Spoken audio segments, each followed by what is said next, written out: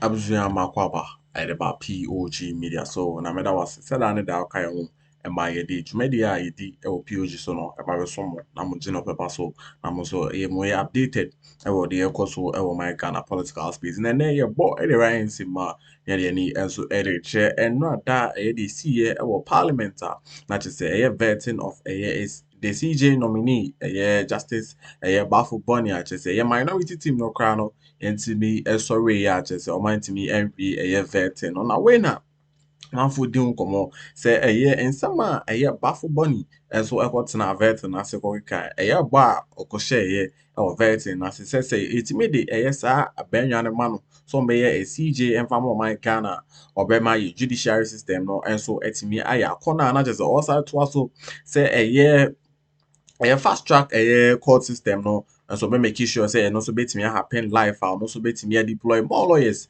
na che say omo so abebo adwuma e dey ama the CJ officer na che say Martin Pebu kura so di ka on say say ono so etimi omo timi nominate no na che say omo ye na the CJ na che say ono so hwe na oral cases a na che say ono so ne team enso record the gay e find out for e katahye ne proya no so Addo Kroma nkofo so ho bon mu nyina no onhwe na kyese onfa omo enso engina emra no na mra no ene omundi said ye say ne said fata buzu ameze bejebre. Was that's the Chief Justice nominee, Justice Paul Baffoe Bonny, before the Appointments Committee of Parliament earlier today. And private legal practitioner Martin Pebu is joining us on Zoom right now. Counsel, good evening. Thank you for joining us.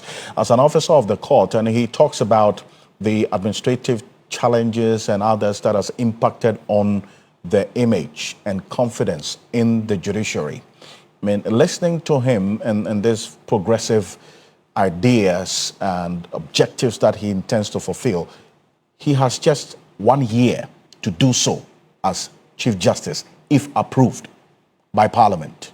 I mean, is this something that's feasible? All of this is talked about within this 1 year period? Oh, sure. 1 year is certainly a very long time, okay? If once the Chief Justice says he means business, yes, it's short, but it's also very long because, it's one step at a time. So once he's, promised that this is one of his foremost agenda, right? He wants to see to it. Sure. And he knows that, Ghana is changed. The promises is made are on the internet. So at the click of a button, people would see. So he's well aware that he has to walk his talk.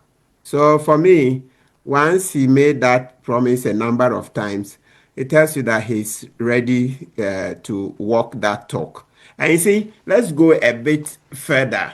So you see that what is caused the, the image of the judiciary to sink, the trust issues. Yes, there are a whole lot of them, but a lot of them to border on transparency. You see, transparency is very key. That's why I say justice not only ought to be done, but manifestly ought to be seen to be done. You see, it has to be clear. It has to appear to people that justice is being done.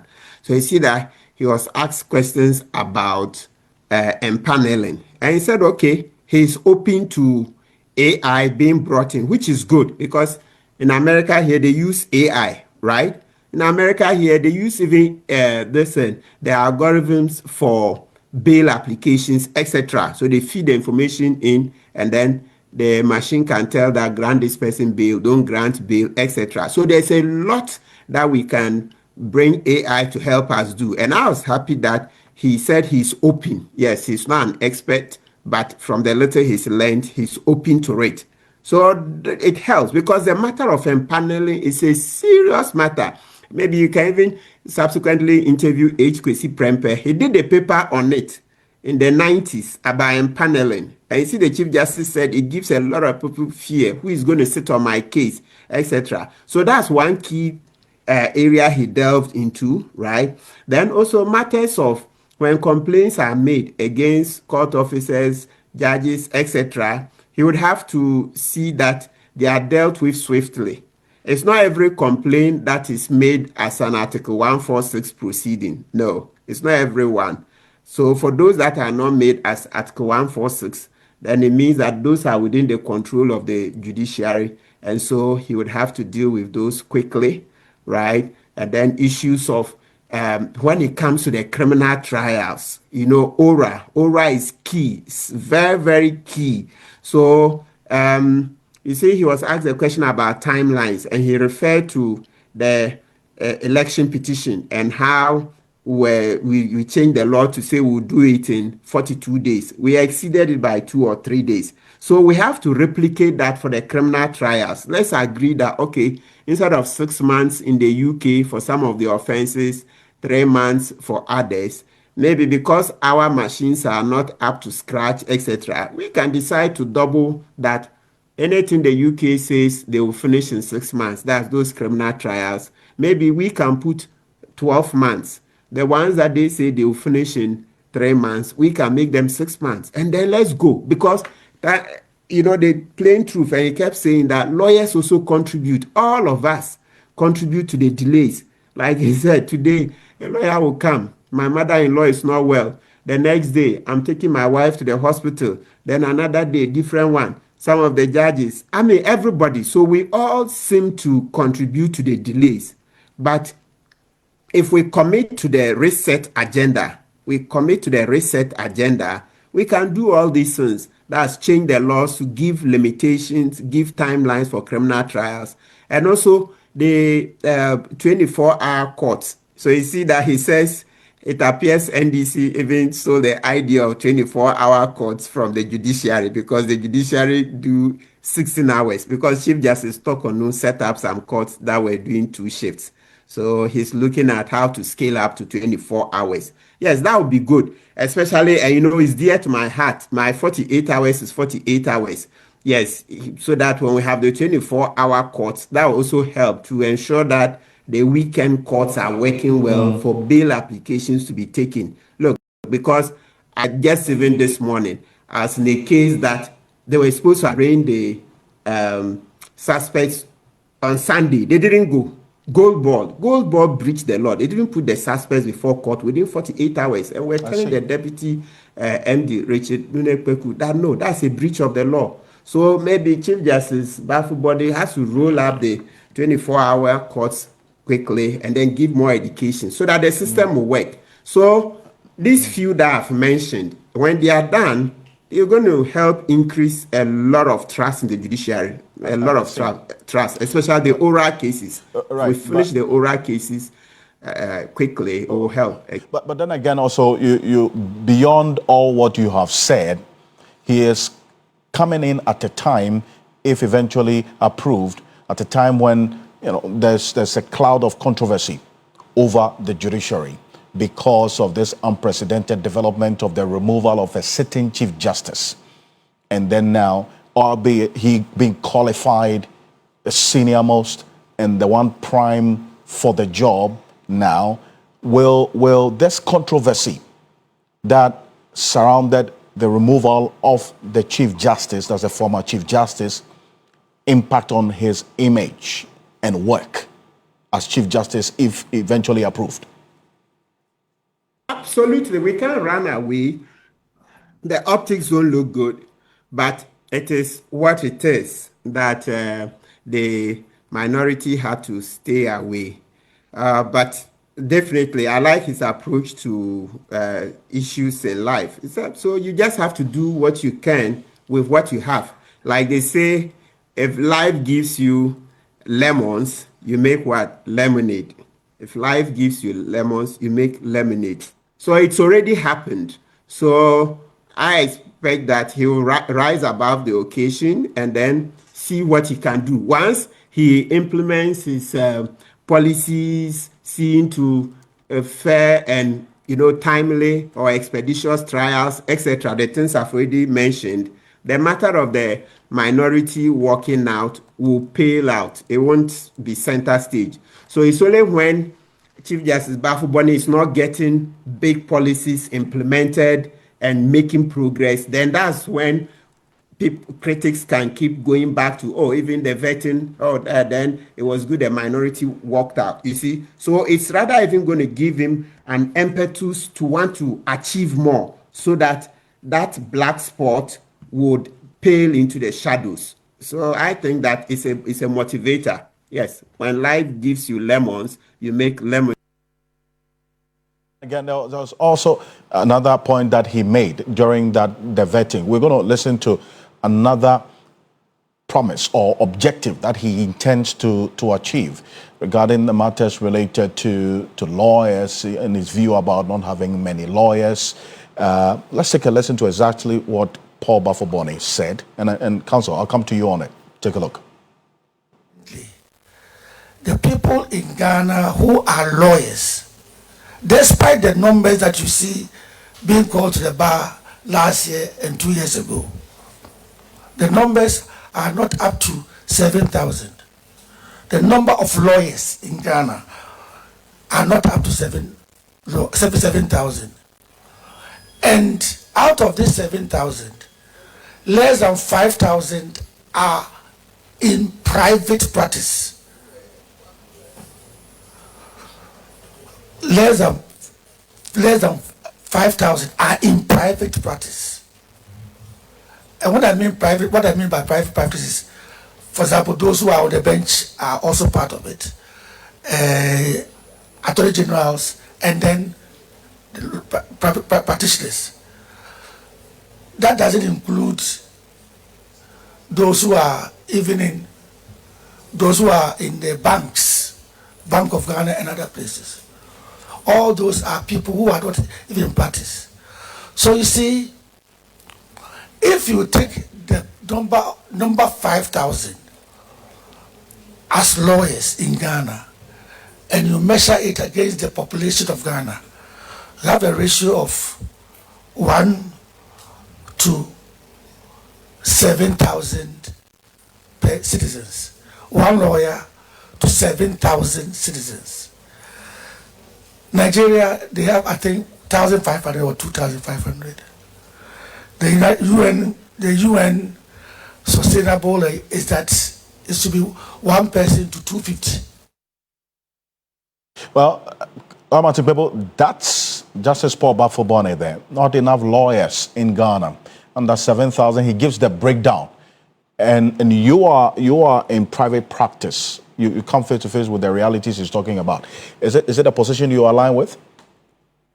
Can't wait to see the new reforms that will lead to an increase, that will lead to an uplift in the number of lawyers we graduate every year. We need a lot of lawyers. Ghana, we haven't, you see the statistics he used. So by the statistics he used, he said in Ghana, we are doing 1 lawyer to about 6,500, right? Mm-hmm. And that maybe if I got the 6,500 on, but it was a figure far bigger than Nigeria, where Nigeria, they are doing 1 lawyer to 1,500 citizens. So you see that the Nigerian statistics look far better than ours. We are way behind. And so we need more lawyers. We need more lawyers. Look, I keep giving people the example that if Accra becomes full, looking at where I live, I'll start going to Nkoko to practice. I don't know what is in Nkoko, but maybe, yes, Nkoko, Afram Place, we'll go. Yes, and Accra gets choked. Nobody will tell us that we should move out of Accra to go to Afram Place and Nkoko to practice. So, I mean, more lawyers are welcome. It will make our society better. We need more lawyers. When we get more lawyers who will sue and insist on rights, just like he himself said that now we are suing on almost everything. We are not quite there. Okay, I think there's still a lot. Just like he himself has said it, that we need more lawyers. So the more we have lawyers, then the more we sue. We'll make the society better. We will also go and take part in farming. Let people not be scared that we will just be there talking and get hungry. No, there are lawyers who are farmers. I know Professor Tifa, he has a big poultry farm. Myself, I'm into piggery with lawyer Kwesi Jean. I could mention many other lawyers who are also. Sound like you made a message so drop like na so subscribe to a POG political media there. And the so drop subscription. Now me see a lot about Ghana authentic political updates and headlines that happen also bet me akabi now so one the echo and the app and the message so drop subscription my notification bell so now I share. Now bet me so about any other comment section or now so wait me adin komo any afa dwumadi. So the be dwumadi and so e bet me abe krabe na nsem na pebu Martin pebu and they to Ghana just say, yeah, coming out say the CJ, the no, acting CJ, no, or in a space of 1 year to accomplish all a year, and the promises are also promised a year vet and I say, and I just say, Martin people say, oh, within 1 year, Sanya money now possible, say, and also bet me a happy now, and I just say, also a shiny view, so also yeah, the perfect candidate for a year that CJ office. I was remember to also the 7 hour trainer. That's Bernarda Hiampo is the first Deputy Speaker of Parliament and also the chair of this Parliament vetting, that's Appointments Committee of Parliament in there, and vetting the Chief Justice nominee earlier today. Well, you saw that near chaos, and in fact, it got chaotic that led to the process being truncated for almost 2 hours. Senior Advisor, Africa Parliamentarians Network Against Corruption, Professor David Abdullah is joining us on Zoom. Prof, good evening. Thank you for joining us. Thank you very much, Nene. Now, so you sat through this entire period before that recess that took almost 2 hours as a result of the chaotic situation, and then when the vetting resumed, Apenyo King, that's the minority leader, being given that opportunity to make the preliminary statement, which then resulted in that verbal exchanges between him and the majority leader, and eventually they walking out. All of this was expected, is it not, prior to today, that there was either going to be a walkout or that the minority would stay and make their statement, their position quite clear. But with how things played out today, how did they strike you? Well, I think it's rather unfortunate. I think if you see the plenary where this issue was debated and where the speaker actually gave his ruling, and the committee is an extension of that plenary.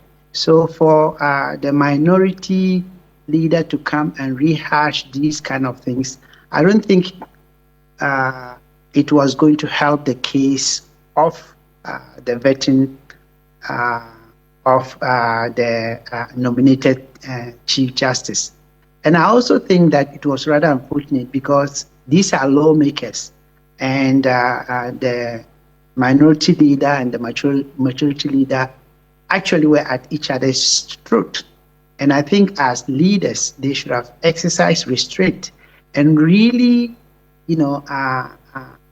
take the issues at hand. If I was really the minority leader, because they told him to make a brief statement, and I think that brief statement should have just been probably to welcome, the Chief Justice nominee, and then say another one or two few things. But for him to rehash what happened in the plenary, of which the speaker had already ruled on, I think it was not going to help the case. And I think if you look at the previous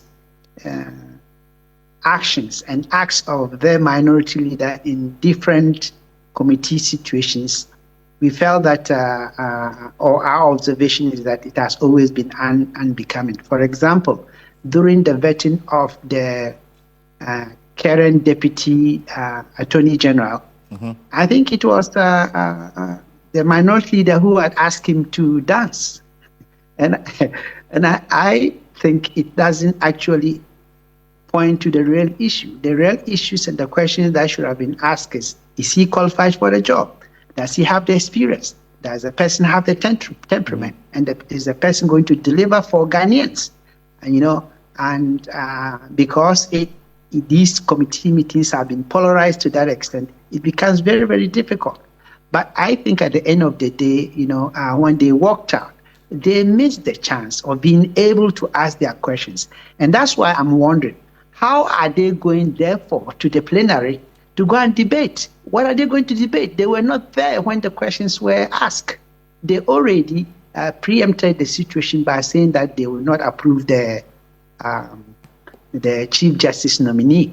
What else is going to be new? When they get to the plenary, are they going to say, oh, now we've changed our minds, we are going to, vote to approve the guy? You've already said you are not going to vote for him.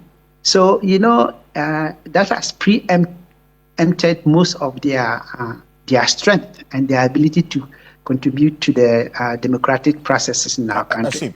Nevertheless, they have it is their right to disagree. It is their right also to voice out whatever they have to say. But things that are within the rules, the standing orders, I think they should obey, because the minority leader was once a majority leader.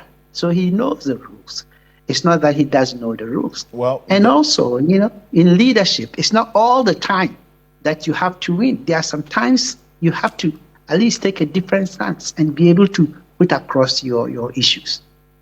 I see. But you reference a number of things. The fact that they're walking out, they missed that opportunity, or they missed the opportunity to ask the CJ nominee the questions that they were hoping or had on their minds. But then again, how potent was that strategy of making their statement, making their position known, and then walking out? Then that would have also had an effect, is it not? Well, it don't have any effect. I think what it actually did, it didn't bring a certain, part of the process to the equation, but it didn't affect the, the CJ nominee to be vetted. Now, if you make a statement, you are there to vet, not to make those kind of statements. When they say you should make a brief statement, I think the majority leader was asking that which part of their standing orders allows them to be able to do that. It is a process that they developed. And if it is so, make a small statement and then wait so that you can then use some of the things that you are now making, you are now presenting. You can ask the nominee and put them in that context. There's no way that the nominee would not answer. And then you at least get something to say when you go to the plenary. And of course, whether they like it or not, I think that there's a supermajority, which is the opposition to the minority. And at the end of the day, they'll have the last say. Whether you like it or not, it's a democracy. I mean, it might not be fair, but democracy is not that pretty. There are some aspects of it that really most people don't like. But it is the best system that so far that we have. So yes, they missed the opportunity, in my opinion. I see. We're looking at how this will play out at the plenary. That's what they have indicated. You hear the chair of the committee indicate that how can they reject a nominee who has not even been vetted as yet? But then again, it will still come back to the numbers. It will still come down to the numbers at the plenary. Yes. And that's a given, is it not? Yes, it is. It is a given. The outcome. In fact, yes, I earlier said this, to one of your colleagues that look, the minority may walk away or may walk out, and we've seen it in the previous parliament. However, I think I have one thing that I want to add. Quick one. When they come to the plenary, what are you going to say that is new, apart from what you already read or the statement you made, and you wanted to make it very clear? Are you going to come up with a different statement, which means it's going to be the same issue? And at the end of the day, yes, you can make a lot of noise, but you don't have the majority. And let's be clear, people might not understand that, in this particular stage, the people of Ghana has given the current dispensation the majority. So there must be a reason why the people of Ghana did that. So I think it would have been incumbent upon the minority and his team and his people, his caucus, to at least should have stayed and made their points by asking pertinent questions that the appointed CJ cannot refuse to answer. And and they always give everybody a number of questions to ask. So definitely they have about 1, 2, or 3 questions each to ask, and they would have been able to really effectively make their case. Right. Professor David Abdullahi, thank you for joining us. As Senior Advisor, Africa Parliamentarians Network Against Corruption. Thank you for joining us here on Ghana Tonight. Well, let's come to the man of the moment and talking about the Chief Justice nominee. He was on the hot seat today.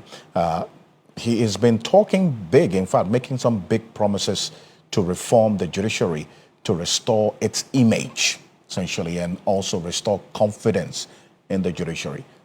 This is what he had to say. Thank you. Say so come on able Edira Jumedi, Manasi D Jumedi. Say POG Media, the Abano Ghana, or Tense Political updates and headlines happen. Also, bet me a cabin also who the echo, the copy, the corporate mind, and happy. Now, bet me a canon who the echo and the air and the sense messages also subscribe here.